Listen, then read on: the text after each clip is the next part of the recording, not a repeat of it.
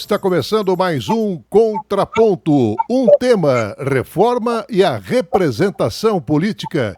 Dois pontos de vista do professor Edilson Gracioli, doutor em Ciências Sociais pela Unicamp, pós-doutor em Sociologia pela Unesp, professor titular da UFO e colaborador do Trocando em Miúdos, o quadro Panorama Político. Bom dia, professor Edilson. Prazer em tê-lo de volta no Contraponto. Bom dia, Márcio. Bom dia aos ouvintes da FM Universitária e também a minha colega, a professora Maria Tereza, com quem tenho a satisfação de participar dessa oportunidade sobre um tema muito relevante. Não é tão relevante para a agenda do Legislativo, mas para nós, pesquisadores, e para uma cidadania mais sólida, certamente um tema muito importante. E participa pela primeira vez do Contraponto a doutora em Ciências Sociais pela PUC de São Paulo, pós-doutora em Ciência Política pelo Instituto de Iberoamérica da Espanha, professora do Departamento de Ciência Política e Filosofia da Faculdade de Ciências e Letras da Unesp, campus Araraquara, e também do Programa de Pós-Graduação em Ciência Política da UFSCar, a professora Maria Tereza Kerbauer. Professora Tereza, bom dia, prazer em tê-la conosco. Bom dia, Márcio, é um prazer estar com vocês, você e todos os colegas no Trocando em Miúdos, com o Edilson. É prazer a gente estar discutindo esse tema que parece não ser tão relevante para o Legislativo, mas que para os estudiosos do sistema político brasileiro e representativo é muito importante. As gavetas do Congresso que o digam, né? Bom, mas o Supremo Tribunal Federal, ele formou maioria lá no dia 25 de agosto para determinar que o Congresso Nacional aprove uma lei atualizando a quantidade de deputados federais por estado com base na população de cada unidade da federação apontada pelo censo 2022. Pelo entendimento formado pela Corte, o Legislativo terá, então, até 30 de junho de 2025 para aprovar as mudanças em sua composição, de modo que a nova proporção da população regional seja refletida nas próximas eleições gerais em 2026. E aí a pergunta: qual o reflexo atual nas eleições quando falamos de representação política, professor Edilson? Olha, quando se fala em reforma política, seja ela apenas em um dos subsistemas ou em uma abrangência maior, sempre vem a pergunta: reformar para quê? E eu me somo a quem faz a análise de que uma reforma política deve atender a dois objetivos. O primeiro deles, exatamente o de ampliar a responsabilização, a possibilidade de responsabilizar mandatários e quem exerce cargo de efetivo poder decisório na burocracia do Estado. E o segundo objetivo mais importante, o de ampliar a identificabilidade entre eleitorado e exatamente quem é eleito, quem exerce mandato de uma forma ou de outra. A questão que se coloca é que essa base de cálculo quanto à reforma política me parece equivocada. Eu entendo que não deveria ser a população, deveria ser o eleitorado. E uma outra dúvida também que fica é se, de fato, caberia ao Poder Judiciário realizar esses procedimentos, se não seria algo da alçada do Poder Legislativo. Contraponto, professora Tereza. Eu entendo que essa nova decisão do Supremo, né, que tem a ver já com uma regulamentação que está na Constituição de 1988, que vinha sendo regulamentada esse número de representantes a partir do tamanho da população desde 1977, quando ainda durante a ditadura militar, né, uma emenda constitucional que estabeleceu que teria que ser o máximo de 55 representantes e um mínimo de 6. Em 82, também uma emenda constitucional número 22, houve uma outra alteração nessa representação, com 8 como teto mínimo e 60 como teto máximo, e a Constituição de 1988, ela estabeleceu um limite ela não mexeu no teto mínimo, que continuou sendo representantes, e o teto máximo de 70. Essa definição da representação através da população, num país bastante desigual como o nosso, ele traz muitas questões referentes a essa representação, porque você tem estados, né, com uma população pequena, cuja representação de 8 deputados, que é o mínimo que pode se ter, ela implica que a representação é desigual. Então, numa população, Acre, Amapá, Rondônia, especialmente os 6 territórios federais, eles têm uma representação, supondo, né, numa aproximação, 16 mil eleitores por um deputado. No caso de São Paulo, que é o que tem o teto de 70 representantes, ele tem em torno de 350 representantes para um deputado federal. Então, isso provoca uma enorme desigualdade na representação quando, e aí eu concordo com o professor Edilson, quando o cálculo é feito pelo tamanho da população, mas pelo tamanho do eleitorado também, Edilson, talvez a discrepância, a desigualdade fosse maior, porque ela tem um gap entre o número de eleitores e o número da população. Uhum.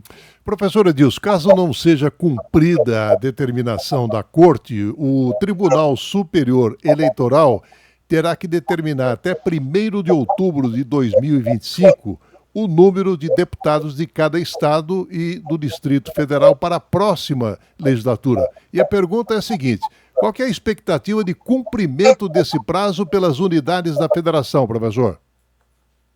Vai ser uma briga de foice no escuro, porque muita polêmica vai acontecer e nós assistiremos de novo a esse lamentável espaço de queda de braço entre legislativo e judiciário.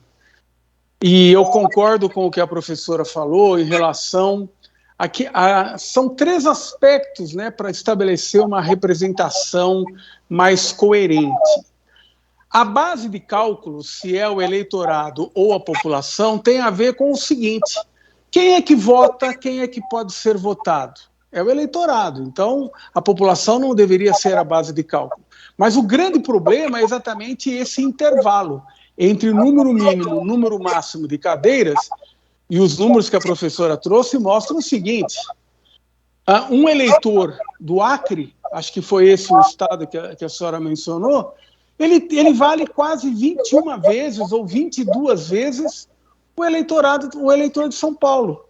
Está errado. Esse intervalo é que é uma discrepância grande. Alguns países na Europa têm, inclusive, uma forma mais inteligente, a meu ver. Existe um número mínimo de cadeiras, mas existe a possibilidade do número de representantes aumentar ou diminuir em função do comparecimento à eleição. Isso cumpriria um papel de estímulo ao voto e daria uma proporcionalidade mais condizente com quem de fato quer exercê-lo. Essa distorção é um grande problema do chamado Pacto Federativo em termos de sistema político. Professora Maria Tereza, queria que contemplasse no seu contraponto a seguinte questão. O Senado Federal, por ser casa da federação, ele tem o objetivo de conferir igual peso a cada unidade federativa, independentemente do número de habitantes de cada uma delas. E, sendo assim, a Casa Legislativa acaba se organizando com 3 representantes de cada estado ou para o Distrito Federal, totalizando aí 81 integrantes com mandato de 8 anos. Neste caso, não haveria alterações na composição. E aí a pergunta, afinal, o Senado merece ou não ter alteração na sua atual composição? Eu não acho que se trata de se merece ou não merece. Você tem uma regulamentação que a representação do Senado é uma representação territorial. Então, é por território, por unidade do território. E a representação da Câmara Federal, ela é pelo número da população, é por pessoa, é cada pessoa um voto. Então, são duas representações diferentes. Então, não caberia ao Senado mudar a sua representação, porque ela é territorial, ela não tem, todos os estados estão representados de forma igual. Então, não haveria problema para fazer essa mudança, não deveria haver essa mudança para o Senado, mas para a Câmara, e aí é uma regra constitucional. Caso haja uma mudança, ela teria que ser feita através de uma emenda constitucional. Está correndo no Congresso há vários anos, desde 2003, mas dizem que até 2026 vai haver uma reforma política que não cuida da representação. Isso não está posto nas tratativas para essa reforma política. O que está posto para essa reforma política é a fidelidade partidária, o financiamento de campanha, especialmente a questão das fake news, e o voto de legenda em listas partidárias ordenadas, pré-ordenadas, que é uma outra mudança no sistema de representação partidária. Uma mini-reforma. Aliás, a gente vem de reformas e reformas desde 2013, basicamente, né? Mas teve outras, 2007, mas só para pensar nesse último decênio, vai entrar amanhã, né, no Congresso, e segundo o presidente da Câmara, vai ser votada até sexta-feira, porque tem que ser, aliás, não, tem que ser votada até 3 de outubro, se eu não me engano, é um ano antes da eleição, para ter validade nas eleições municipais, que é a questão da federação partidária, que os partidos, pela regra da federação, os partidos só poderiam se organizar em federação no período da eleição, vai mudar isso, ele pode, o deputado eleito, ele pode mudar de partido dentro da federação, e ele não leva o fundo de campanha para o outro partido, fica naquele partido da onde ele saiu. E a outra coisa é a questão a federação, né? E a questão que parece que vai sair, né? Que é a questão da regulamentação do fundo eleitoral, que foi proposto pelo governo na faixa de R$ 1 bilhão para as eleições do ano que vem, sendo que para as eleições de 2022 foi 5 bilhões. Então, a aposta é que este valor seria mais alto ainda. Uhum. Contraponto, professor Edilson. Olha, eu fico tomado por um sentimento que não possui, professora, a isenção de ânimo, mas não é possível não reagir, a meu ver, com indignação.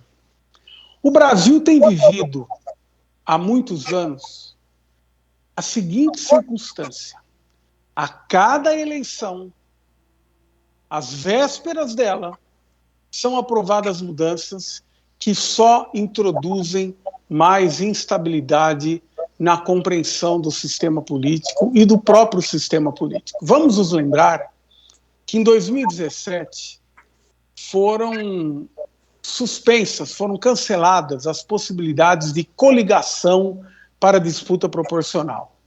O que, a meu ver, foi um avanço, porque as coligações eram muito espúrias. A infidelidade era a regra, uma vez eleito se mudava de partido. Muito bem, mas não se colocou no lugar disso a federação de partidos. Isso veio depois, e ainda não se colheram os devidos frutos dessa mudança benéfica, porque a eleição de 2022, a primeira em que vigorou a federação de partidos, ela foi muito baseada numa dinâmica da candidatura majoritária e não da proporcionalidade. Agora, a senhora traz a notícia, né, de que isso pode sofrer alterações novamente, principalmente quanto ao primeiro ponto. É muito ruim O Brasil não leva a sério o sistema político brasileiro, os que possuem mandatos, os próprios partidos políticos não levam a sério a necessidade de termos um sistema político mais estável, mais coerente, mais próximo de uma representação política efetiva da cidadania. Infelizmente, essa é uma situação que se arrasta já ao longo de muitos anos e, por enquanto, nada indica que o quadro será objeto de melhoras. Professora Maria Tereza, já em tramitação na Câmara dos Deputados, o projeto de lei complementar 149 deste ano, de autoria do deputado Rafael Pezente, do MDB de Santa Catarina, definindo aí uma nova proporção para as cadeiras da Casa Legislativa. E seguindo aí as novas estimativas de população de cada unidade federativa, que foi divulgada pelo IBGE através do censo de 2022. Bem, considerando a metodologia indicada pelo parlamentar, professora, em números absolutos, os estados que mais cresceriam em bancada seriam o do próprio parlamentar, Santa Catarina, e Pará, com acréscimo de 4 assentos. O primeiro passaria de 16 para 20, enquanto o segundo de 17 para 21 representantes. Minas Gerais, por exemplo, ficaria de 53 para 54, apenas um a mais. Já o mais prejudicado seria o Rio de Janeiro, que perderia 4 representantes na Casa Legislativa, passando a contar com 42 deputados. E outros estados, professora, também seriam afetados negativamente pelo possível recálculo. Aí eu pergunto, isso explica por que essa proposta não vai andar? Olha, esse cálculo já está dado pela forma como foi computada a população dos municípios, dos estados, né? Então, o Rio de Janeiro, o estado do Rio de Janeiro é o que mais perderia, né? Depois a Bahia, Rio Grande do Sul, Piauí, Paraíba, Pernambuco e Alagoas. E os que mais ganhariam seria Santa Catarina, Pará, Amazonas, Minas Gerais ganha 1, Ceará, Goiás e Mato Grosso. Eu acho que não avança, não só porque há perdas de deputados e ganhos, né, de uma forma que impacta a vida política desses estados, mas porque tem uma outra questão que é importante, que o número, a diminuição da população em alguns estados, e especialmente em alguns municípios, vai fazer diminuir o repasse do Fundo de Participação Municipal e o repasse do Fundo de Participação Estadual.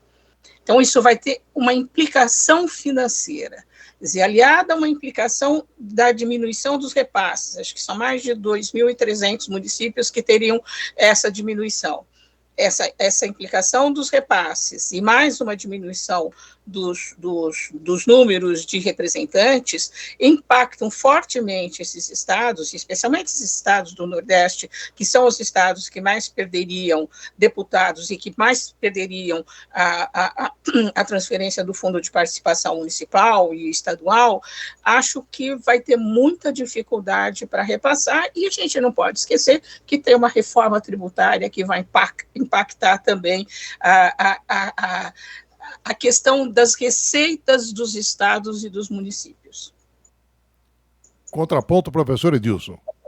Esses dados que mostram os resultados efetivos dessa alteração, eles evidenciam, a meu ver, o equívoco de não ser mexido nada nesse sentido em termos do intervalo de mínimo e máximo de cadeiras por unidade da federação.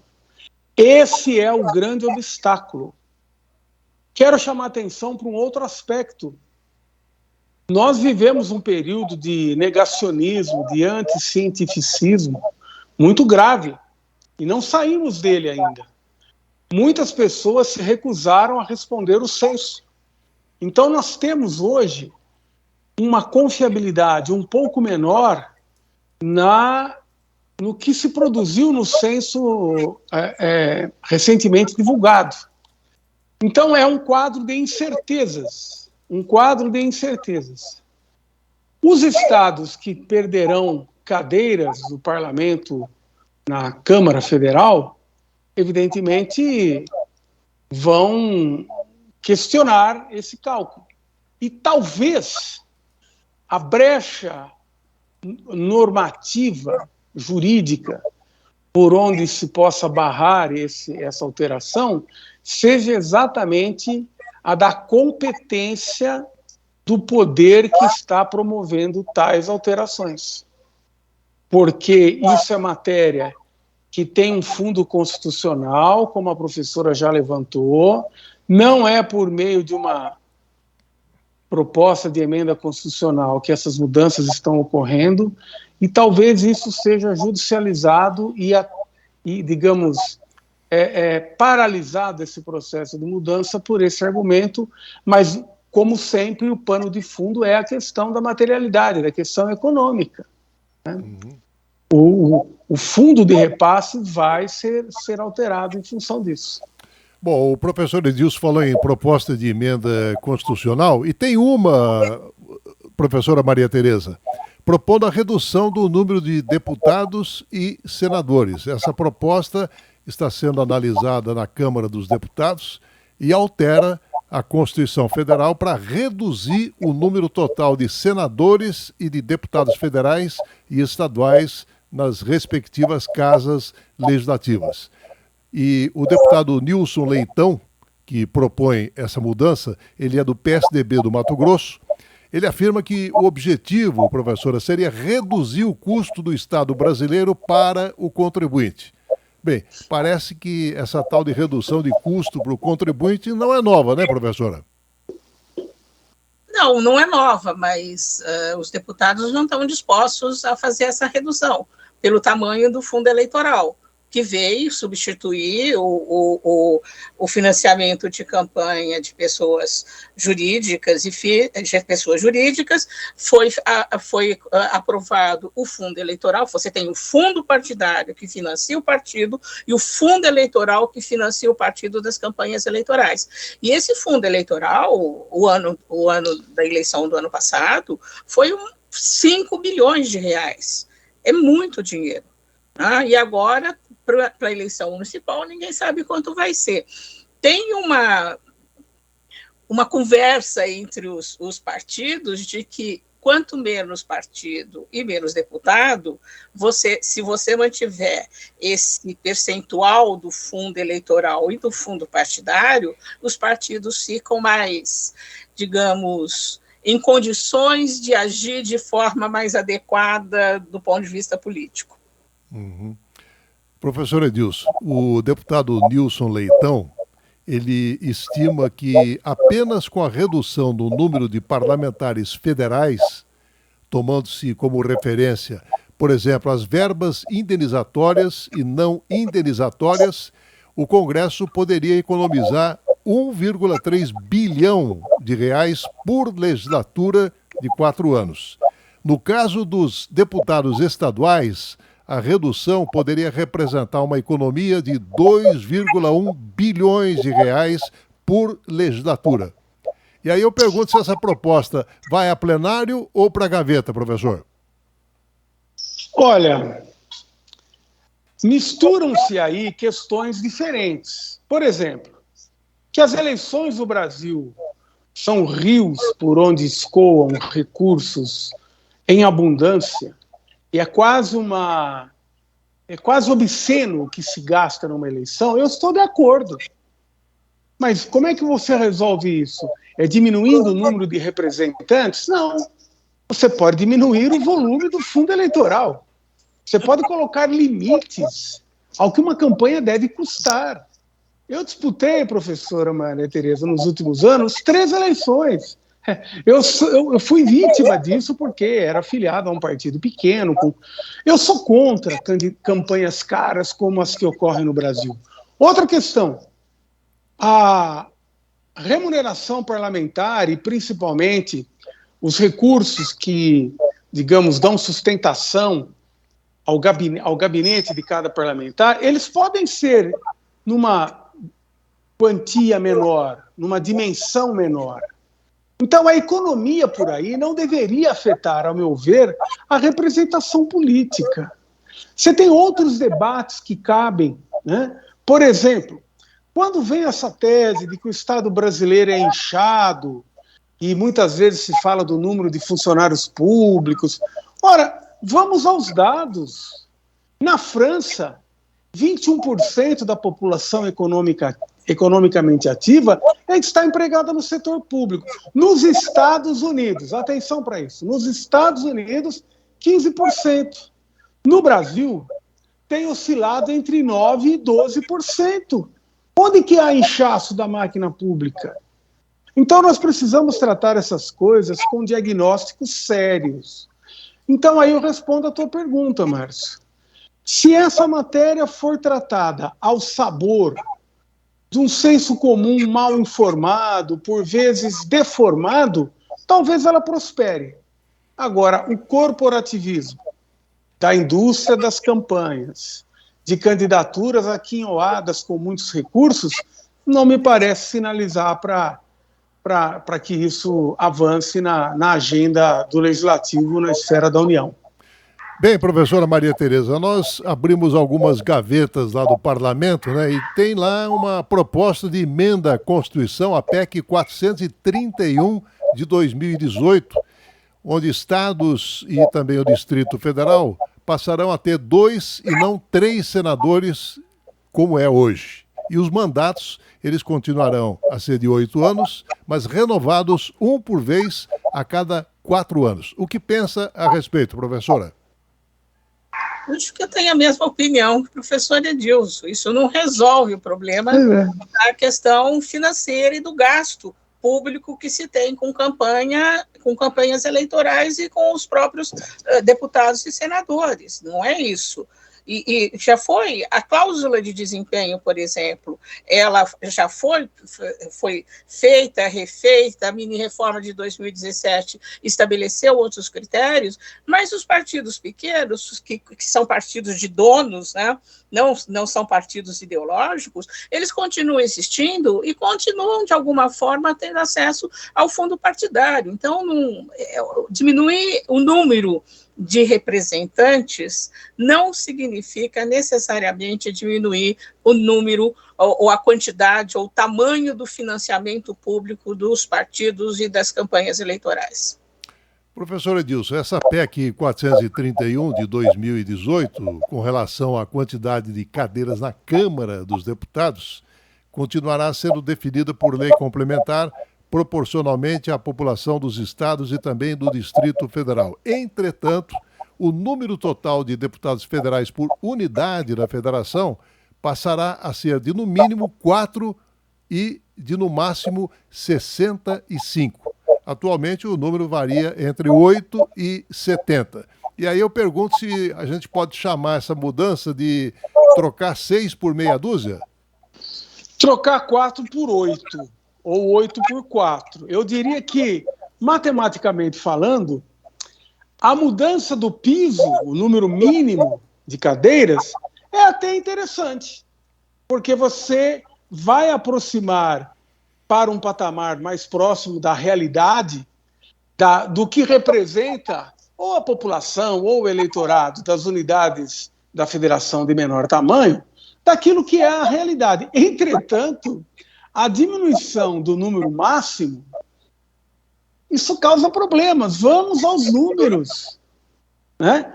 O Estado de São Paulo, o Estado de Minas Gerais, Rio de Janeiro e, se eu não me engano, a Bahia, tenho dúvidas aí na 4ª posição do tamanho do eleitorado, acho que é a Bahia, o Rio Grande do Sul vem depois. Vejam, esses grandes colégios eleitorais, com 70 cadeiras ou com 65 como máximo, continuarão subrepresentados.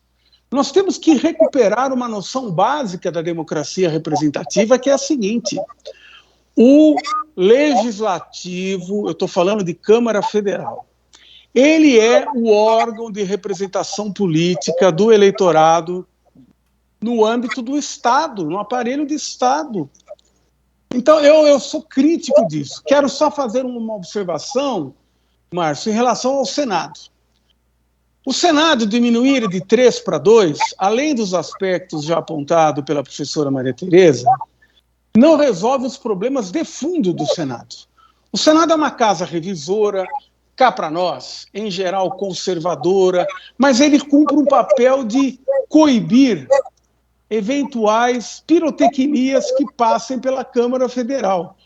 Como será mais fácil coibir isso? Com 2 ou 3 mandatos por unidades da federação? Eu acho que com 3. Então, é muita invencionice para pouca efetividade. Essa é a minha opinião sobre esse conjunto de propostas. Contraponto, professora Maria Tereza. Eu concordo inteiramente com o professor Edilson, e mais ainda com essa mudança na composição do Legislativo Federal, né, da Câmara Federal, nessa última eleição. O Senado tem servido realmente como contraponto, porque, em geral, quem vai para o Senado, apesar de nem todos, mas a maioria, é gente que já tem uma tradição política, já tem uma experiência política, conhece os procedimentos de decisão, né, de políticas e de decisões de políticas públicas, e está servindo. A gente tem visto isso como contraponto às iniciativas da Câmara Federal, que teve uma renovação enorme desde 2018, na eleição de 2018 já aconteceu isso, e agora na eleição de 2022, que é um conjunto de deputados que foram eleitos, que não têm muita experiência, e que passaram a assumir algumas ações que têm um caráter que não é o de interesse público. Professor Edilson, no caso dos deputados estaduais, essa PEC 431 de 2018 mantém a proporção de 3 para cada deputado federal, como prevê a Constituição. Entretanto, a proposta ela modifica a regra que define o número de cadeiras nos estados e no Distrito Federal quando o número de deputados estaduais atingir 36 parlamentares. O que pensa a respeito, professor? Eu realmente gostaria de saber de onde saem esses números. Porque o sistema político ele tem que levar em conta as quantidades quando elas expressarem uma melhor adequação para a representação política. Agora, linha de corte para economizar recursos me parece um equívoco. Então, eu vou dar um exemplo muito claro. Vamos pegar o estado de São Paulo. Quantas vezes cabe o estado de São Paulo no estado do Amazonas? Várias vezes. Quer dizer, a representação política você vai resolver cortando a possibilidade de um número de cadeiras que dê a cobertura do eleitorado e do território. De onde saiu esse número 36? Que conta de chegar é esta? Realmente, aí eu penso, professora Maria Tereza, que a própria educação básica está falhando muito. Nós temos parlamentares que derrapam na gramática, na matemática, na noção básica de cidadania. É uma tragédia. A formação econômica social brasileira passa por um momento de mendicância. Objetivamente, Márcio, eu acho que isso não resolve problema algum. As assembleias legislativas, sim, elas têm um número excessivo, talvez, de deputados e deputadas, mas com essa conta de chegar, nem o padeiro aqui da esquina faz. Contraponto, professora Maria Tereza. Eu concordo inteiramente com o professor Edilson. Até com o padeiro, professor, é brincadeira, sabe? Não, e o caso de São Paulo é muito emblemático, né? A Câmara Federal tem, a Câmara Estadual, acho que é 55 deputados que tem, né? E deputados estaduais, e cairia para 35. Representa a população de São Paulo? Não representa. Qual é o cálculo para fazer a representação? Se é um voto uma pessoa, um voto, esse cálculo continua sendo desequilibrado e desigual, com todas essas possibilidades de diminuição que você apresentou, Márcio, que está sendo proposta no Congresso. Todas elas mantêm os desequilíbrios da representação brasileira. Uhum. Então, e segundo a PEC ainda, professora Edilson, serão acrescidos tanto os deputados estaduais quanto forem os deputados federais acima de 15. Atualmente o cálculo ele é feito da mesma forma, mas o número de cadeiras nas Assembleias Legislativas e na Câmara Distrital do Distrito Federal. Aí eu pergunto, qual que é o impacto dessa alteração objetivamente? O impacto é uma mudança que vai ampliar as distorções. Por que eu digo isso? Nós deveríamos adotar para todas as câmaras legislativas uma relação matemática de cadeira por número de eleitores. Essa é a conta que tem que ser feita. Se você tem como base do poder legislativo a representação política, vou usar uma metáfora da culinária, que é uma das paixões que eu tenho na vida. Você sabe o gosto que um caldeirão de sopa tem? Você não precisa tomar o caldeirão inteiro, você pega uma colher. Então, ela é uma representação do todo. É isso que nós temos que fazer na política. Democracia representativa é isso. Se nós não tivermos essa dimensão, qualquer número tirado da cartola, Márcio, vai gerar distorções. Ninguém costuma fazer as projeções das distorções. Essa conta tem que ser feita.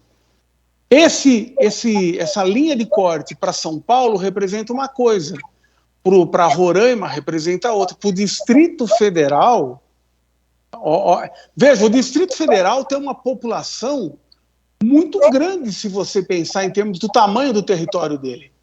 Se a densidade demográfica do Distrito Federal se reproduzisse para todas as unidades da federação, o Brasil teria uma população muito maior. Então não é possível. Ou nós levamos isso de maneira mais séria, ou estamos fadados a ampliar, tornar ainda mais complexas as distorções do sistema de representação na política brasileira. Professora Maria Tereza, esse texto ainda assegura aos senadores eleitos na última renovação por 2/3 do Senado Federal, assim como aos respectivos suplentes, o exercício integral dos respectivos mandatos. E as alterações promovidas pela PEC, elas deverão ser aplicadas nas primeiras eleições que ocorrerem após a sua promulgação, professora. Precisa saber se vai ser promulgado, Márcio. Eu acho que isso, inclusive, tem uma outra questão que não foi tocada aqui, que tem uma movimentação dos políticos em geral de diminuir o número de cotas para mulheres. Isso tem afetado muito a escolha de candidatos no partido e a questão do financiamento de campanha. Então, se você diminui o número de candidatos, você talvez diminua o número das cotas, você passa a ter uma representação menor de mulheres, que hoje é o maior número do eleitorado. Mulher hoje é o maior número de eleitorado do que dos homens. Então, você tem ali alguns interesses que se colocam como melhoria do sistema partidário, do sistema eleitoral ou mesmo do sistema político, que tem implícito muitos outros interesses que não aparecem aparentemente nas propostas que estão sendo colocadas no Congresso. Interessante, professor Edilson, que essa PEC, né, é de 2018 e ela, inicialmente, ela tem que ser analisada pela Comissão de Constituição e Justiça e de Cidadania para ser admitida. E aí, se aprovada, então ela vai ser examinada por uma comissão especial e, posteriormente, votada no plenário em 2 turnos. Só que, professor, o projeto ele aguarda designação de relator nessa Comissão de Constituição e Justiça da Câmara dos Deputados. E como não existe nenhuma previsão para que seja nomeado um relator, a previsão é de que essa PEC continue acomodada na gaveta, professor? Sem dúvida. Em termos de reforma política, o que vale para todo e qualquer assunto dentro do processo legislativo, eu já vou dizer o que é, para a reforma política vale mais ainda.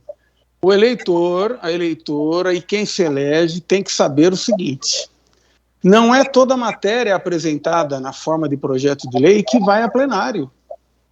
Por duas razões básicas. E aí a ciência política registra isso de maneira muito clara. Cito, por exemplo, a nossa colega Argelina Figueiredo, que tem estudos sobre o que eu vou dizer aqui. O processo legislativo é o seguinte: a mesa diretora tem um grande poder de vetar o que vai a plenário. Isso que você está falando, Márcio, é um expediente, mas não é o único. O colégio de líderes também. Ou seja, a pauta do que vai a plenário, ela não expressa de forma alguma o que entra, o que é protocolado, digamos assim, como projeto de lei. Você tem matérias que, na ciência política, nós aprendemos também com Vitor Nunes Leal, né? Coronelismo, inchado e voto, o que significa o termo grilagem. Né? Você quer amarelar um papel para fazer de conta que aquela terra é legal, você coloca grilos, os dejetos vão amarelar. O que tem de projeto de lei amarelado, e aqui eu não estou subestimando que hoje em dia os processos são digitalizados, eu estou falando de projetos de lei em papel. Quer dizer, existem muitos recursos da mesa diretora, do colégio de líderes, que produz uma morosidade seletiva. Vou dar um exemplo para dialogar com uma questão levantada pela professora Maria Tereza. A então deputada federal João Moraes, do PCdoB de Minas Gerais, apresentou há muito tempo, quando ela era deputada, por suposto, que houvesse não cotas de candidaturas femininas, mas a lá Espanha, cotas, um percentual de cadeiras no parlamento. Nós resolveríamos essa situação. Se eu não estiver enganado, o projeto da João Moraes definia 30% das cadeiras da Câmara Federal e de todas as casas legislativas para as mulheres. Nós resolveríamos essa questão. Não se tem vontade política, não há interesse de resolver isso. Então, aquilo que não interessa fica estocado. Bem, professora Maria Tereza, participantes de uma audiência pública do grupo de trabalho da mini-reforma eleitoral defenderam de forma unânime a previsão de tempo maior para o registro de candidaturas. Hoje, as convenções partidárias ocorrem entre 20 de julho e 5 de agosto, e o prazo para registro encerra em 15 de agosto. Qual a sua avaliação, professora? Isso vai passar na reforma de amanhã, na mini-reforma de amanhã. E pelo que o presidente da Câmara disse, ela vai ser aprovada. Depende da aprovação do Senado. Acho que talvez um tempo maior seria melhor para a escolha de candidatos. Tá? E acho que a mini-reforma de 2017, que extinguiu as coligações para as eleições proporcionais, foi um teste nas eleições municipais de 2020.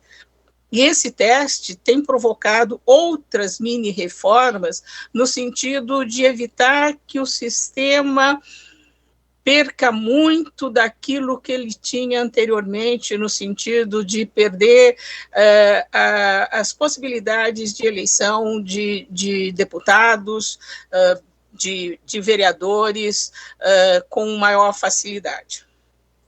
Agora, professor Edilson, com essa alteração, a Justiça Eleitoral tem que julgar a regularidade de todas as candidaturas em menos de um mês, entre 15 de agosto e o primeiro turno das eleições no primeiro domingo de outubro. Será que esse prazo não seria extremamente curto a ponto de provocar uma espécie de terceiro turno das eleições, com questionamentos, inclusive, das decisões na Justiça Eleitoral, professor? Sem dúvida.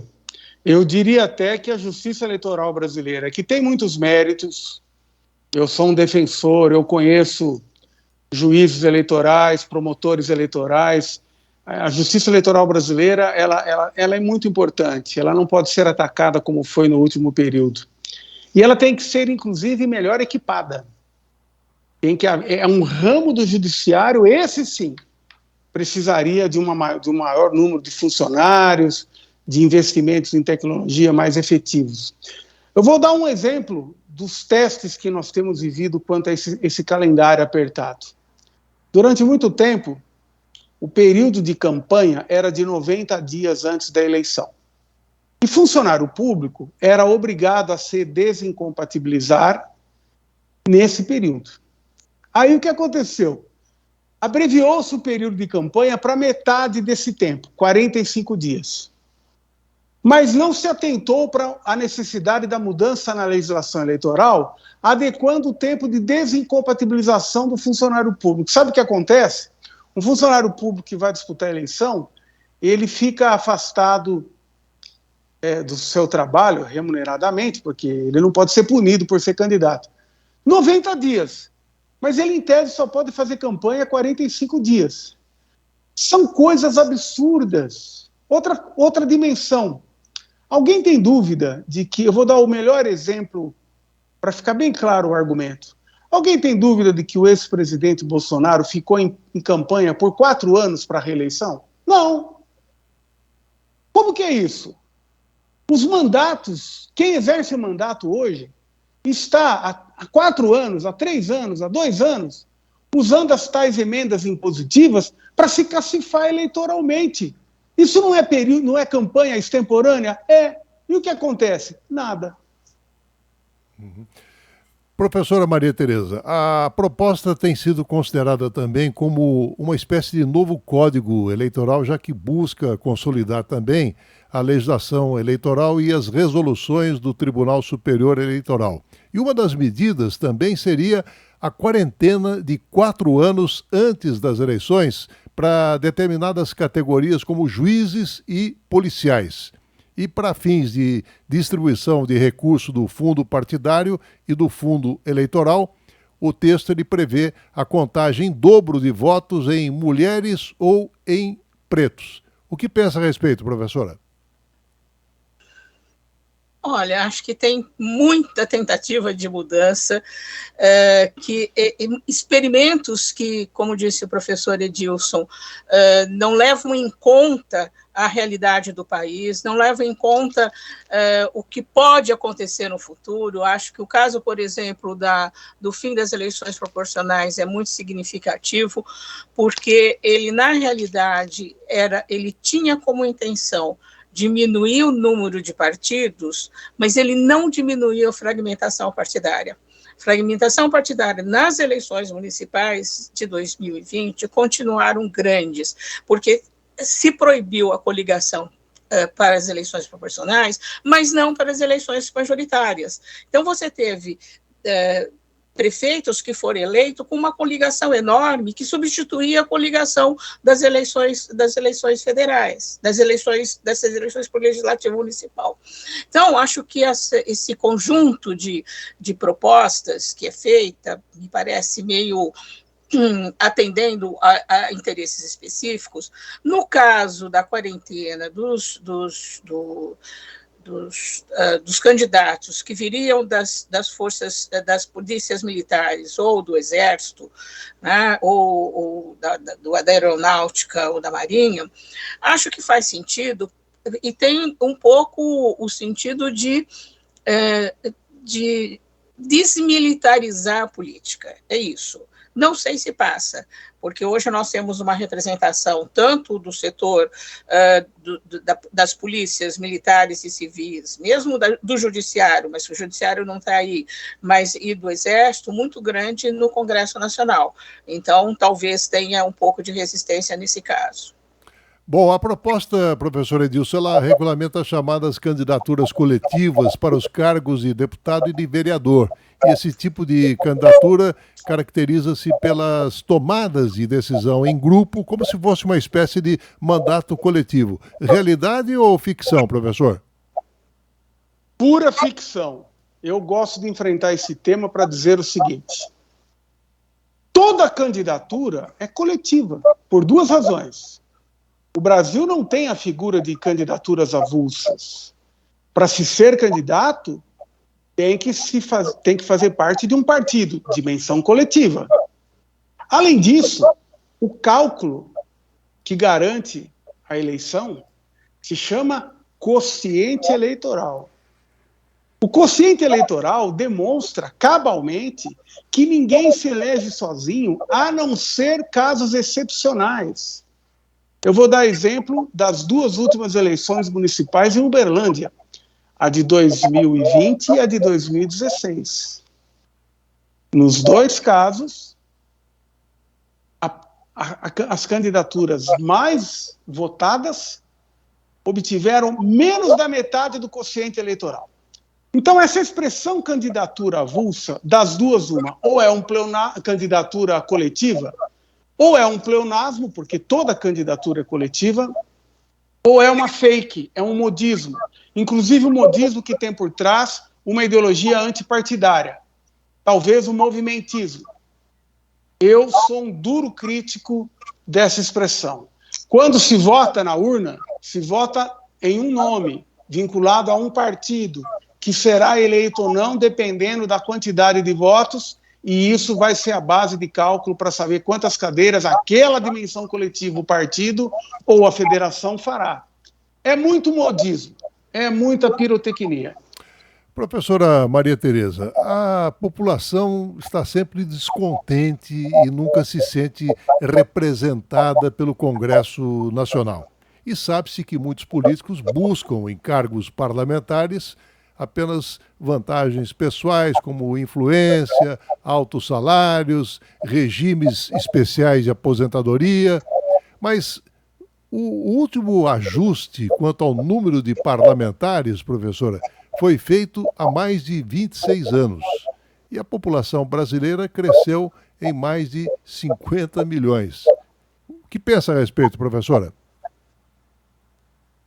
Olha, acho que o problema, o professor Edilson já tocou de alguma forma, é a questão da educação política do eleitor.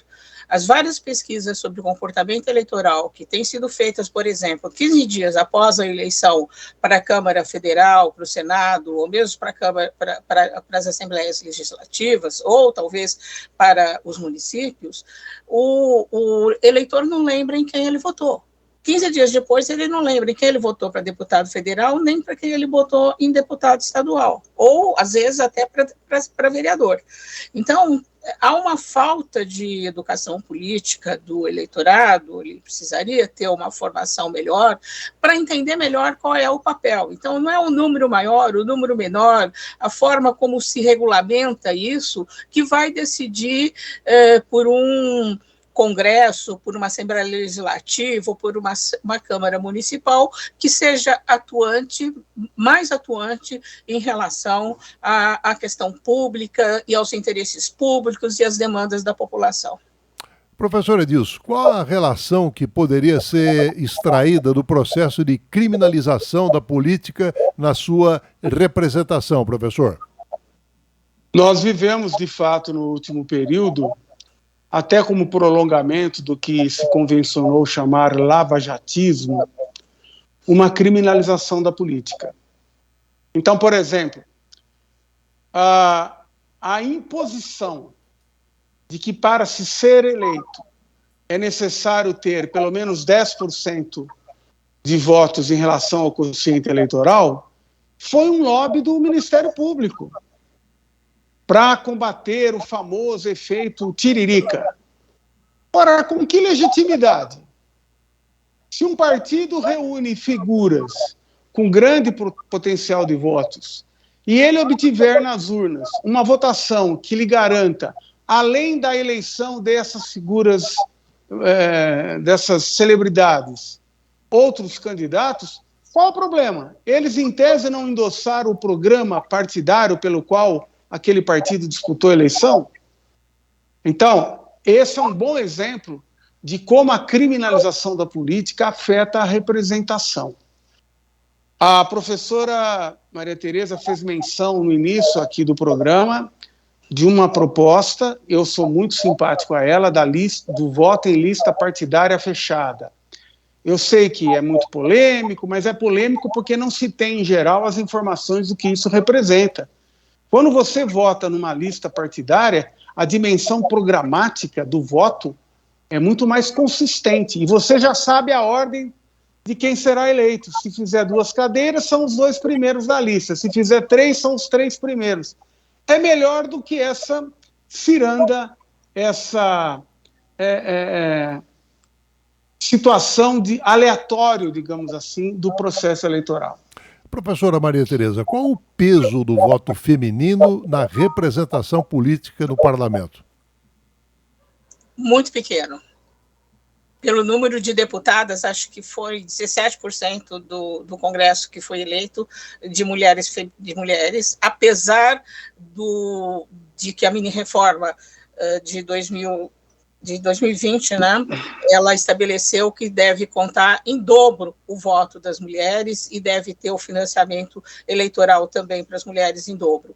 Mas isso não significou uma maior representação das mulheres, nem no Congresso, nem na Câmara Federal, nem no Senado. Então, essa é uma questão importante. Em alguns países já da América Latina, o México, por exemplo, a representação é de 50% homens e 50% mulher. Não tem cota. Um homem, uma mulher, um homem, e assim é 50% da representação. E alguns países da América Latina também já estão discutindo sobre essa questão.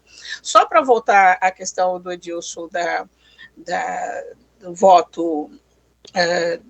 voto da questão de lista fechada, seria uma tentativa de fortalecer o partido, porque daí você vota no partido, você sabe que o partido existe. Hoje as pessoas votam no candidato, né? E por isso, talvez, um pouco da criminalização da política. Você criminaliza mais o candidato e menos o partido, mas é lógico que quem conhece sabe que o candidato é o candidato do partido.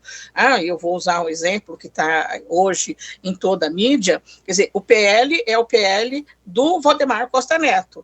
Quer dizer, ninguém fala qual é a ideologia do partido, o que ele pretende. Ele tem um dono, o partido tem um dono. Isso é público e notório. E outros partidos também têm um dono. Então, quando você vota no partido, você vai saber exatamente o que é aquele partido. Você tem que procurar saber o que é aquele partido propõe em termos de representação.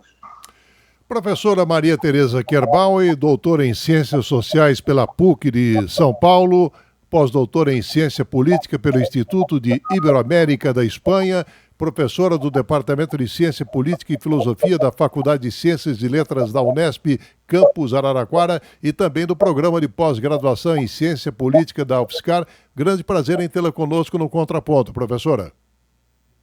Muito obrigada de ter estado com você nesse debate, com o Edilson. Acho que foi muito produtivo o nosso debate e as questões que foram colocadas aqui. Professor Edilson Gracioli, doutor em Ciências Sociais pela Unicamp, pós-doutor em Sociologia pela Unesp, professor titular da UFO e colaborador do Trocando em Miúdos, o quadro Panorama Político. Muito obrigado pela sua participação em mais um Contraponto, professor. Muito obrigado, Márcio, pela oportunidade. Professora Maria Tereza, foi uma imensa satisfação. E esta sempre é uma forma de darmos uma satisfação à opinião pública daquilo que fazemos, dos recursos públicos que nos mantêm na universidade. Muito obrigado ao produtor de áudio e vídeo, Yuri Ganda. Muito obrigado ao Benício Batista na edição e José Luiz Caetano, painel eletrônico. Estaremos de volta na próxima segunda-feira, a partir das 11 horas. Tenham todos um excelente final de semana e até lá.